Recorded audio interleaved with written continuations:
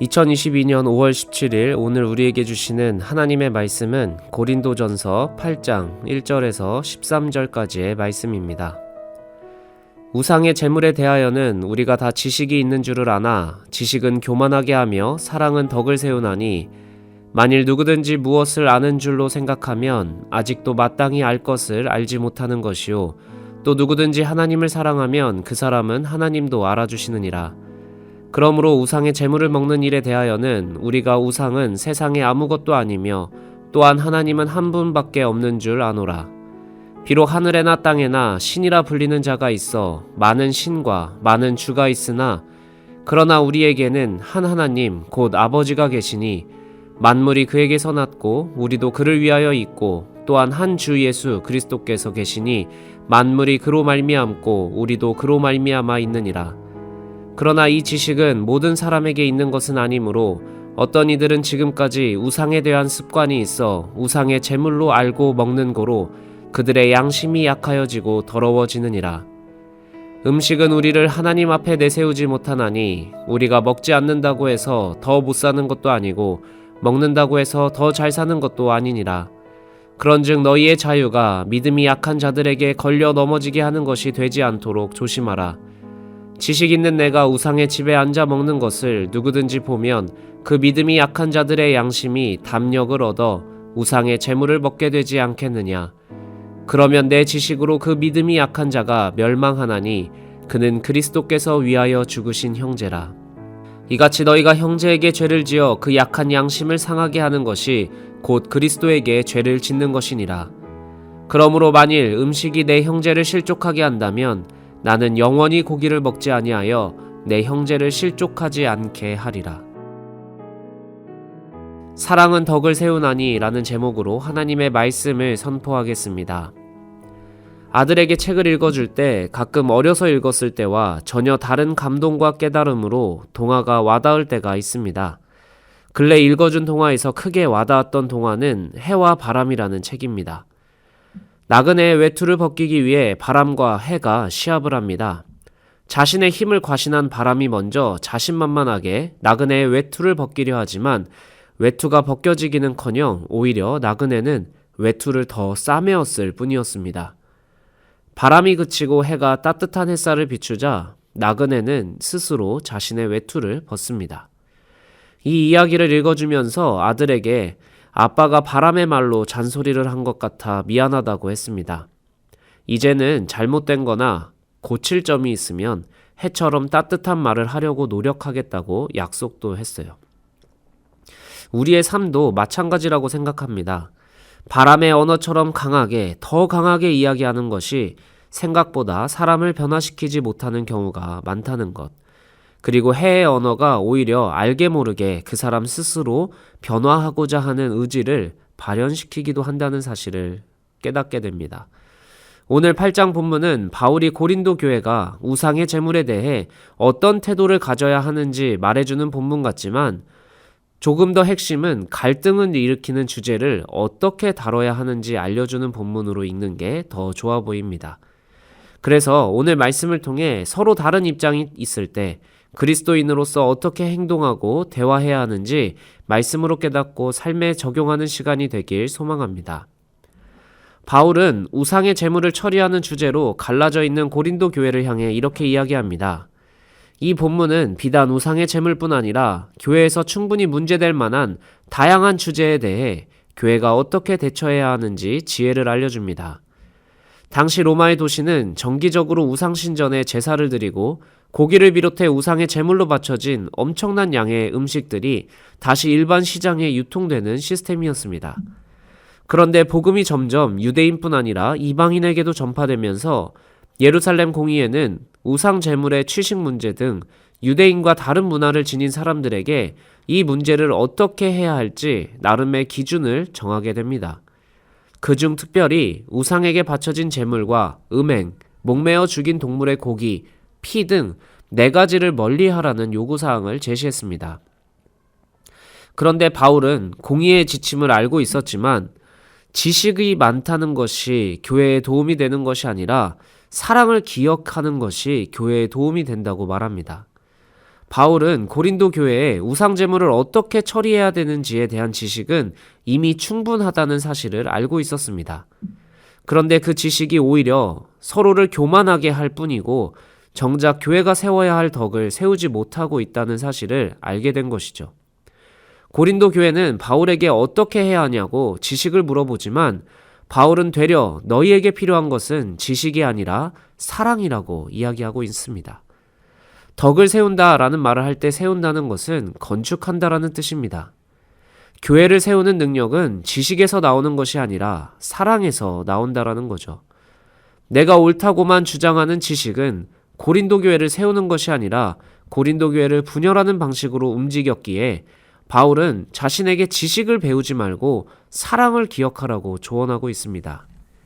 2절 바울은 안다고 생각하면 마땅히 알 것을 알지 못하게 된다라고 말합니다. 내가 이만큼 알아 라고 말하는 주장 그 기저에는 너는 모른다 혹은 너는 틀렸다 라는 생각이 있습니다. 그런데 내가 옳다라는 생각은 오히려 나를 낮추고 남을 높이라는 예수님의 가르침을 가장 지키기 어렵게 하는 교만으로 작동합니다. 고린도 교회에 필요한 것은 하나님을 사랑하는 것, 그리고 하나님의 사랑을 확신하고 기억하는 것입니다. 하나님을 바르게 사랑할 때 나라를 사랑하시는 것처럼 내가 미워하는 자도 하나님이 사랑하고 계신다는 사실을 깨닫게 되는 것이죠. 그렇기에 나를 미워하지 않고 사랑하기로 결정하신 하나님의 그 사랑 때문에 나도 그를 미워하지 않고 사랑하기로 결정하는 것입니다. 바울은 조언을 이어나갑니다. 4절부터 8절까지 우상은 사실 존재하지 않기 때문에 우상에 바쳐진 재물을 가지고 두려워할 필요가 없다고 말합니다. 이미 우상의 존재가 얼마나 무의미한지 알고 있는 사람에게 재물을 당당하게 먹어도 문제가 되지 않습니다. 그러나 우상의 존재와 힘을 믿었던 사람에게는 한 번에 그 문화와 믿음에서 자유롭게 되기는 힘들 수 있습니다. 우상의 영향력을 믿고 우상에 바쳐진 음식을 먹는 것이 찝찝한 사람에게는 믿음이 강한 사람이 먹으라고 해서 같이 먹으면 오히려 죄책감에 무거운 짐에 눌리게 됩니다. 여기서 바울의 중요한 신학이 등장합니다. 9절 내 자유가 믿음이 약한 자에게 걸림이 되거든 기꺼이 그 자유를 스스로 제한할 줄 알아야 한다는 것입니다. 10절에서 13절 우상이 허상에 불과하다고 어디서 어떤 음식도 먹을 수 있는 사람을 따라 아직 믿음이 자라지 못한 사람이 행동만 따라해서는 오히려 멸망하게 된다는 거죠.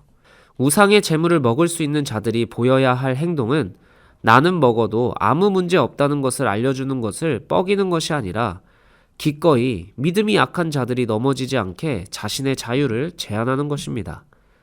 왜냐하면 예수님은 나의 믿음을 위해서도 죽으셨지만 그들의 구원을 위해서도 죽으셨기 때문입니다.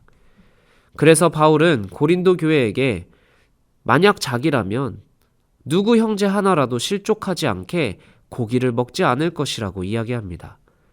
우상의 재물이어서 안 먹는 것이 아니라 우상의 영향력을 믿어서가 아니라 오직 형제를 넘어지지 않게 하기 위한 하나님의 사랑의 실천을 하겠다는 것입니다. 오늘 우리 시대에도 각자가 집중하는 영역이 다를 때가 있습니다. 교회 내에 여전히 무엇이 옳고 그른지에 따라 서로의 목소리를 높이고 때로는 갈등 국면으로 나아가기도 합니다. 그럴 때마다 우리가 바울의 권면을 기억하면 좋겠습니다. 지식이 있어도 교만하게 하는 지식보다 덕을 세우는 사랑을 기억하는 교회면 좋겠습니다. 교회를 세우는 것은 지식이 아니라 하나님의 사랑과 은혜임을 기억해야 합니다. 내가 아는 것을 주장하는 만큼 상대의 주장을 들어줄 수 있는 마음, 상대의 틀린 점이 보이는 만큼 나의 틀린 점도 볼 수 있는 마음이 교회에 항상 필요합니다. 교회는 나의 옳음과 지식을 증명하는 자리가 아니라 하나님의 사랑을 증거하는 곳이기 때문입니다. 나의 죄를 위해 기꺼이 자신의 옳음을 포기하신 예수님의 십자가를 기억할 때 우리는 오히려 더 큰 가치를 회복하게 될 것입니다. 서로의 옷을 벗기려고 강한 언어를 쏟아붓는 바람의 언어보다 예수님의 십자가 사랑처럼 따스한 햇살의 언어를 비출 때 서로의 감추고 싶은 점, 부끄러운 점까지 내어놓으며 진정한 회복이 일어나는 교회를 함께 꿈꾸면 좋겠습니다. 분명 나의 믿음과 전혀 다른 결의 믿음을 마주하게 될 때가 있을 것입니다. 그때 서로의 잘못되어 보이는 점을 벗기려고 강한 말을 쏘아붙이면 쏘아붙일수록 그들은 그들의 옷을 움켜쥘 것입니다.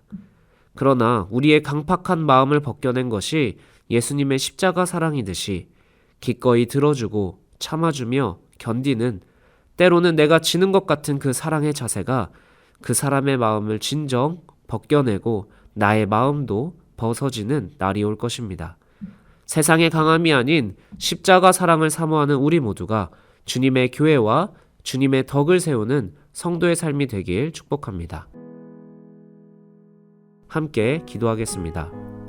주님, 아무리 생각해도 틀린 사람, 아무리 생각해도 내가 맞는 것 같을 때 오히려 교회여도 성도여도 갈등이 생기고 마음이 불편합니다. 그러나 주님, 그 누구도 변화시킬 수 없는 나로 하여금 주님을 주님이라 부르게 하시고 주님의 사랑을 경험하게 하신 것처럼 나 또한 세상의 강한 논리를 뛰어넘어서서 예수님의 십자가 사랑으로 서로를 대하는 주님의 자녀 되게 하옵소서. 지식을 쌓고 교만하여 마땅히 알 것을 알지 못하는 인생이 아니라 십자가의 자리까지 낮아지신 예수님을 닮아 덕을 세우고 교회를 세워나가는 주님의 몸된 지체 되게 하옵소서. 죽기까지 사랑하시는 삶을 보이신 예수 그리스도의 이름으로 기도합니다. 아멘.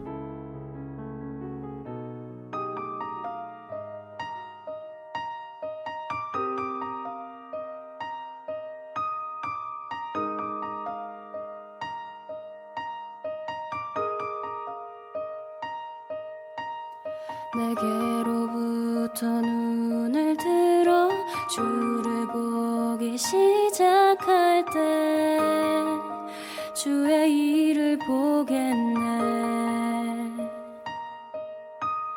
내 작은 마음 돌이키사 하늘에 꿈꾸게 하네.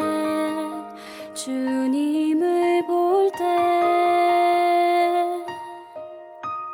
내게로부터 눈을 들어 주를 보기 시작할 때 주의 일을 보겠네. 내 작은 마음 돌이키사 하늘에 꿈꾸게 하네. 주님을 볼 때 모든 시선을 주님께 드리고 살아계신 하나님을 느낄 때 내 삶은 주의 역사가 되고 하나님이 일하기 시작하네.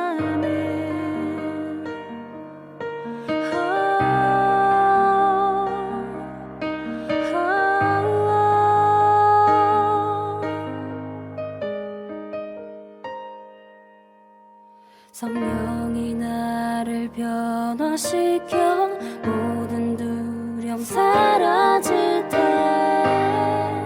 주의 일을 보겠네.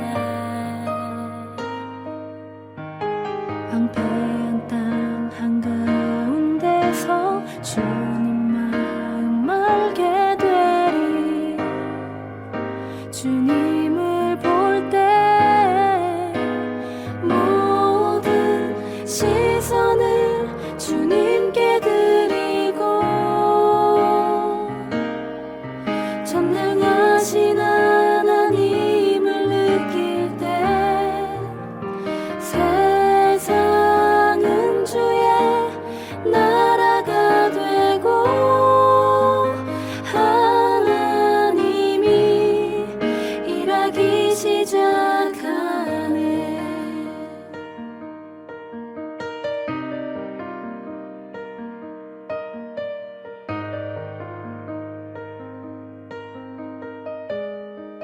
주님의 영광 임하네. 주 볼 때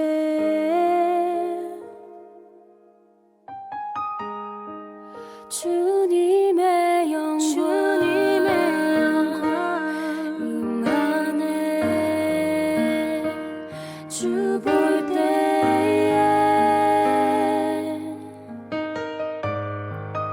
주님의 영광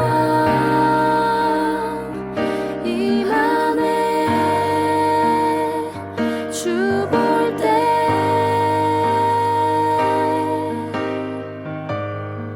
주님의 영광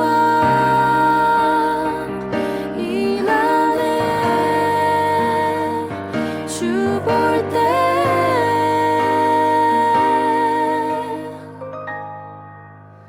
모든 시선을 주님께 드리고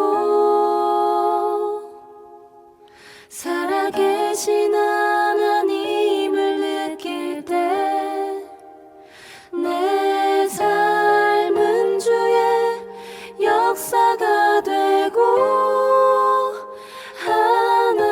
하나님이 일하기 시작하네.